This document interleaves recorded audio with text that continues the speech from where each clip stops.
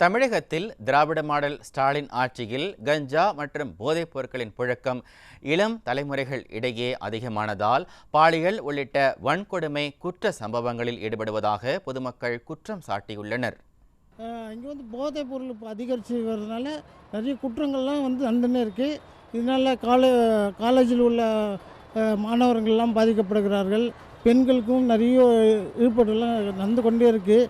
இதை கவர்மெண்ட் சட்டப்பூர்வமாக நடவடிக்கை எடுத்து இது தடுக்க வேண்டும்.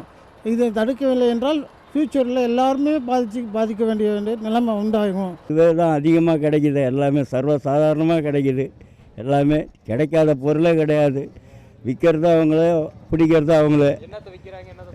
என்ன கஞ்சா விற்கிறாங்க, எல்லாமே விற்கிறாங்க. எல்லா இடத்துலையும் கிடைக்கிதுங்க சர்வசாதாரணமாக. எல்லா இடத்துலையும் அவங்கவுங்க வாங்குறவங்க வாங்கிட்டு தான் இருக்கிறாங்க. பிடிக்கிறவங்க கஞ்சா இந்த இதெல்லாம் அப்படின்னு எல்லாமே கிடைக்கிது.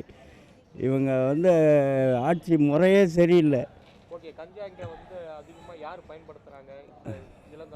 இளம் தலைமுறைகள் தான் கஞ்சா கடத்துறது, கஞ்சா இது அடிக்கிறது. அடித்தோடனே என்ன ஆகும், போதைக்கு அடிமையானவொடனே வெறி ஆனவொடனே என்ன ஆகும், பாலியல் வன்கொடுமைக்கு போகிறதுக்கு ஆள் ஆயிடுறாங்க.